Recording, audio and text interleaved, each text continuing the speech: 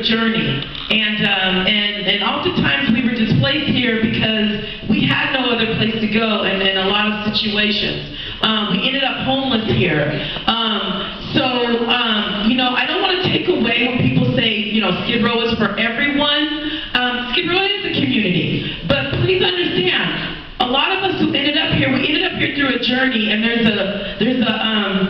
and we ended up homeless here, and so I just think that it's important, now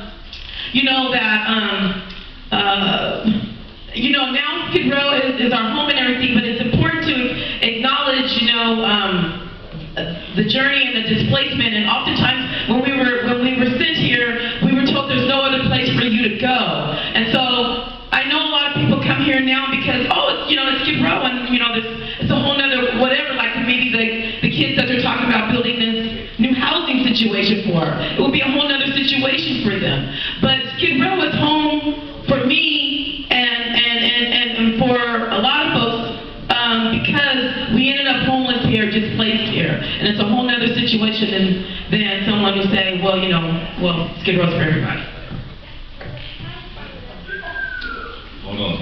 Now, let me reiterate, I did that for a reason because, I'm not trying to be the bad guy, but as long as I'm the chair, we trying to have a productive meeting that keeps everybody involved.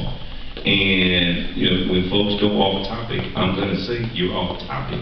And if you know I'm going to do that, that's going to take away the energy out of the room. And if I have to insist on it over and over and over again, it's going to hurt people's feelings because I'm going to get more and more aggressive because I don't understand that we're all civilized like I know we are and can be and should be. We're Skid Row. Of course we're civilized.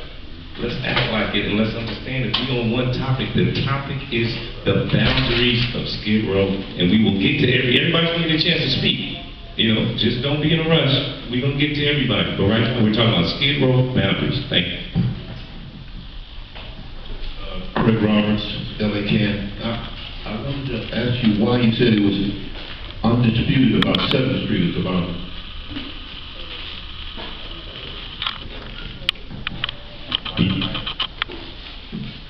Again, the city of Los Angeles has determined the boundary 3rd to 7th Main Alameda, and as community activists, we've accepted that as the 50-block community of Skid Row. So moving forward, we were going to start our border conversation with the Skid Row Neighborhood Council Formation Committee. We're going to talk about the same borders. That's where we're starting the conversation. So starting that conversation, if we were to write that on the application, there's nobody that's fighting us for 7th Street. So there would be no fight on 7th Street, there would be no fight on Alameda. So based on 3rd to 7th Main Alameda, 3rd, 7th and Alameda, we're not worried about that. There would be a little contention on 3rd Street and there'd be a lot of contention on Main Street. So this condition is set of acceptance of current boundaries you just named is set by the politics of the path of least resistance because they're already acceptable. In other words, why not try to expand the boundaries of Skid Row? But you're saying the reason you don't want to try to expand it because you want to get rolling on this accepted boundary? That's not what I'm saying. I'm starting the discussion. If you think that we should expand our boundaries, and I've heard that from other people in other meetings, then that needs to be put on the table and discussed. There's nothing off limits. There's no limitations. Whatever it is that we want to do, we can discuss it. But just like in America, it's 51% majority rule. If you don't get the majority of the votes, then it doesn't carry. So again, we had a vote for chair, we had a vote for efficient city apartments and majority rules. We can set the borders we can set the Skid Row boundaries as the entire city of Los Angeles if we want to. Whether we can get that or not, I don't know. But it's all up for discussion. Thank you. Thank you, Jeff, for allowing me to speak. But I think that the borders are adequate. I don't think that the borders study is really expanded at all. I don't know, what the consensus would be. I think 3rd to the north, 7th to the south, and or Main Street on the east side. I would say that Kevin would look to the west side, property on Main Street. But that's just my opinion.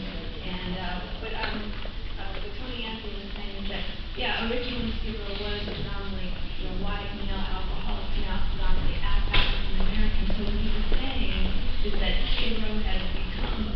journey for all, black, white, and brown. And notwithstanding now by civil engineering, yes, social engineering is predominantly African American, but it represents a consensus, a representation demographically of all races. That is the qualification that Tony Anthony is making for all of us. Yeah, well, that's how we stay back here in court, because you're so busy trying to take care of every other way. I don't need the borders is me. Whatever. Only for application. One submitted application, you have to define geographically what you're about. Other than that, the borders are meaningless. Meaningless. But I assure you, I participated in forming neighborhood councils and on others. Borders are irrelevant. Have no meaning whatsoever in our everyday lives. It's only for application purposes to define the geographical boundaries. Let me respond to Brother Deacon, because I appreciate your intensity and your passion, but I actually I beg to differ with what you're saying, because once we establish our boundaries, whatever they are, whether it's a planning initiative, if it's a new housing project that goes up, we get to weigh in on that. If we set our boundary, if our boundary stops at Main Street, if there's anything over there, we don't weigh in on it. So it's more than just filling out a language on an application. It's a matter of where is our jurisdiction, and what do we have, where can we weigh our voice in regards to geographical areas. Yes. One way we can be most effective is regard those borders as like administrative thing. We can go to all of our neighborhood councils and be a part of them. We don't need to be pushing squabbling about borders. We can go to all the other neighborhood councils. We can be equally active with every neighborhood council we choose. Neighborhood councils are for, one word is stakeholders. Stakeholder is someone who has an interest in that area. We are all stakeholders of anywhere we have any interests in. And just to piggyback off of that, got you guys. I've had recent discussions, and technically I'm supposed to keep this off the record, but because we're coming on the record hard, we want to let them know that there are no boundaries and no limits. We're not scared at Skid Row. I've had recent discussions with some people in the Arts District that have threw it at me and threw it out there at us, saying, Arts District said, well, maybe we might want to break away from the HCNC and come together with Skid Row and start a Skid Row Arts District Neighborhood Council. And it was like, oh, interesting, I'll take that into consideration. And so we're just throwing it out there. Again, there are a lot of options. It doesn't exist. There's a lot of moving parts. We can figure out what we want to do and how we want to do it. Because a lot of people have been uncomfortable about Skid Row standing alone. You've got other options. Arts District may want to be with us. It's just a thought. It's all up for negotiation. I just want to comment. We're talking about literal boundaries that have legal authority, governmental authority, but I think there's another issue that some folks are touching on, which is the history of downtown. If you look at the history of Skid Row, look at the history of downtown, and you're talking about that, it's normal to talk about Pershing Square. Yeah. And there is clearly an effort as downtown develops, as decisions are made and are reflected in the media, and et cetera, et cetera, et cetera, to basically eliminate that history from new people coming in, new decisions being made, businesses, tourists, et cetera, et cetera.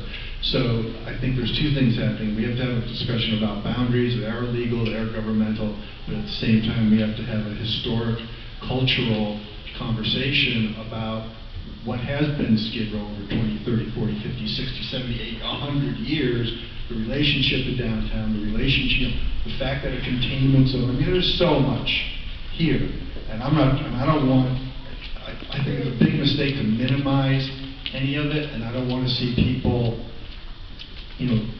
think that because we're talking about legal boundaries, that means we're trying to minimize the heritage or the history or the culture. So they really are two separate things.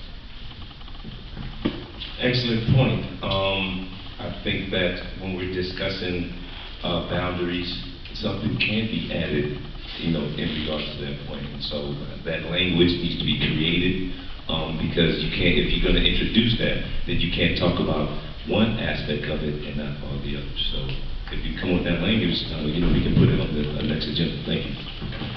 Another consideration is when you talk about Skid Row, there's also what is Skid Row? So when we're talking about the boundary, one thing that came up with a lot of the hearings regarding businesses on Main Street, they were saying that, well, it's not Skid Row anymore, but one of the elements of Skid Row also are the services, the resources that support the Skid Row community. So I think that's part of when we look at the boundaries, where is the housing located, where are the social services, all of this network. Tom mentioned the Perkins Square, but the parks that people read, that people utilize, I think that's part of the discussion. And we know that there's a concentration of this low-income housing, resources, social services. I think that's part of the discussion too. Where are they located outside of the legal boundaries? So that it'll give us a strong argument, because Skid Row is a historically known community, but some people are like, well, what is Skid Row? Where is Skid Row? Well, that's another part of it. Where is the housing located? Where are the services? Kevin Michael referenced Main Street as having a lot of services. That's something we need to keep in our discussion. Thank you, sir. Also, too, you know, I always like to say when I do my community activism, give guest lectures, that there's a difference between being on Skid Row and being in Skid Row. Because to me, being on Skid Row is a state of mind. You can be a Skid Row state of mind and be anywhere in the world. But, you know, geographically speaking, you know, we live in Skid Row. That's the geographical place with boundaries. And so, once we actually get the neighborhood council, Skid Row Neighborhood Council officially signed off on, we can come up with a map that shows our boundaries and also shows here's the housing, here's the businesses, here's the social services, and even here's the low-income housing that's outside of our technical boundaries, but we still claim as a part of ours. Because that's exactly what Little Tokyo does by claiming the Skid Row Galleria. I mean, Little Tokyo Galleria. And I think Main Street and Los Angeles Street are important, because look what happened with the CISO, the historic district took it over, and that can happen to the King Eddie, the King Edward Hotel, the Baltimore Hotel, $1,000 rent. You see them on Craigslist. The rents are going up and up, and it's not even low income or affordable.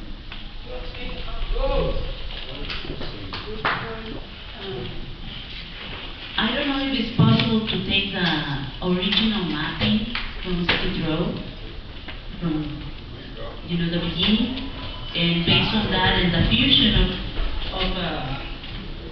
neighborhoods, as somebody mentioned over there, like the 5 districts, Skid Row, you know, Historic Court, Skid Row, etc., etc. I don't know if it could be made that way, but taking the original mapping, I think that would be the fair, you know, the fair step for the process. Well, what are those boundaries? But you know better. You know, you are more involved. You know the mapping. When you say original, how far back? Somebody mentioned Person Square, all the way up. You know, why not? You know, it's a proposal talking about the fusion of the neighborhoods, but respecting what is the original mapping. Well, I will say, you know, Spring Street just cuts a big, you know, a knife right through, a big slice right through it. We were trying to connect to Person Square. You can't, it has to be one solid board. Skid Row Neighborhood Council is one, it can't be, we got pieces here, it's like we got islands over there, we got part, it's got to be one contained boundary. And so because of that, what's going on Spring Street, I don't think it's impossible, we can't, I won't feel comfortable including Spring Street in Skid Row. In order to include Person Square, we have to include Spring Street. I personally don't see that happening, but if others in the community want to put it on the table, if we can put it on the table and discuss it further. Well, the borders of Skid Row has always been east of Main. Then we got south of 3rd, north of 7th, and west of Alameda. So beyond those borders, if that is to expand or to change, then that's something that we'd like to know how that will be accomplished. but the borders have always been Alameda, Main, 3rd, and 7th. Does it make a difference if we're a block over that or a block before that? I'm still trying to figure out what the purpose of finding these borders are. What's the next step with this? Understand, those haven't always been the borders. Going back, just as the lady said, Pershing Square was a touristic part of Skid Row. That's the modern day borders of Skid Row, been 37 Main Avenue. Thank you. Okay, so I have a question or maybe a statement. From my understanding is that they're trying to implement, or maybe have already implemented a law where they want to place all of the homeless in the Skid Row area anymore. But they're trying to distribute the homeless throughout the city.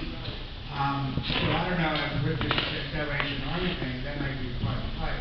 Because they're starting to give Section 8 vouchers to people who live in the Skid Row housing to move within the city of Los Angeles outside of Skid Row. Because they're trying to get it spread out where the people are all housed in this one area. That's, I may be wrong, because I live in Gateway right here. And this is what was explained to me, but I'm being offered a voucher to move out of here. And so is everybody in my building. So they live there 1 year or 2 years, depending on the contract. So my understanding is they're trying to move people, get the population structure spread around the city more instead of, I guess, putting everybody in one area. And if they say that's discrimination or some type of violation, some type of law, housing everybody that's going in one area. Decentralizing is what they call it. Exactly what I was going to say, what Suzette said. So there's a process when the folks across Main Street, if you will, the decision makers in the downtown Los Angeles area are calling it decentralization, which means they no longer want the heavy concentration of low-income housing, missions, and social service providers in one area that just weighs heavily on that community. Instead, they want it decentralized or spread out across the rest of the city because Skid Row is weighing heavily and is a heavy burden on the rest of the downtown Los Angeles neighborhood. And they're like, we can't bear the brunt of all this homelessness, and we need to spread it out across the city. And that's what they're saying. So they gave it a name. It's called decentralization, and they've actually lobbied in Washington, D.C. to get support that says there will be no more low-income housing built in Skid Row, and they got to spread it out somewhere across the city. You know, the same thing with storage facilities and the other things. What they're trying to do is spread it out. So it's already got a name, it's a term, it's underway, and that's another reason why we need to weigh in on these housing projects so that we can add our voice to the conversation. I get more. And from what I understand with the whole $100 million dog and pony show that the mayor and city council did a few months ago at City Hall, that from what I was told, that they were trying to get Skid Row recognized as a state of emergency, where FEMA dollars would then be hopefully allocated to help support the needs of getting the large concentration of people off the streets, since a lot of people obviously are living in third world living style conditions. However, from what I was told, they were the federal government did not, or at least as of this point, did not choose to give them federal dollars to house people because they felt that this was their mess to clean up. And I don't know, I guess I would argue with, since maybe they're, spending $100 million to police the community, maybe the federal government then thought, well, if you can send that money to police the community, then you can also spend that money to house them as well. I think that to speak a little more to that, where that state of emergency being declared in Skid Row came from was this formation committee. We put pressure on Jose Huizar and said we need a state of emergency declared in Skid Row because we wanted it done on a local level, a state level, and a federal level so that we could generate enough funding on all three source and the county level. Sorry, there's 4 levels of government that pertain to Skid Row. And We wanted to go all the way through. We even wanted to go to the United Nations and keep going beyond America, because that's what this Skid Row Neighborhood Council is doing. We're thinking outside the box. And so Jose Huizar, he heard what we said and he felt that, and he pushed it through City Council. Unfortunately, the City Council it's beyond their scope. That was the end of it. The City Council cannot declare a state of emergency.